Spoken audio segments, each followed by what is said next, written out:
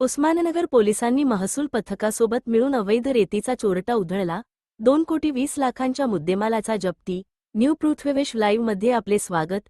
मी आहे श्रीनिधी पुठ्ठेवाड. पाहूया उस्माननगर पोलीस व महसूल विभागाची संयुक्तपणे रेती माफी यावर मोठी कारवाई. उस्माननगर.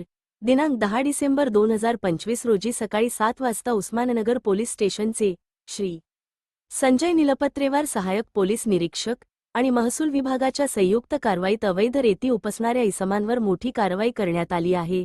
गोदावरी नदीतील महाटी शिवारजवळील येळी भागात पोलीस व महसूल अधिकारी यांनी छापा मारून 2,20,00,000 रुपये किमतीचा मुद्देमाल जप्त केला. पोलीस अधीक्षक श्री अविनाश कुमार यांच्या निर्देशानुसार ऑपरेशन फ्लश आउट अंतर्गत उस्माननगर पोलीस अधिकारी श्री संजय निलपत्रेवार सहाय्यक पोलीस निरीक्षक आणि महसूल अधिकारी तहसीलदार श्री परळीकर यांच्या नेतृत्वाखाली विशेष छापामारा करण्यात आला.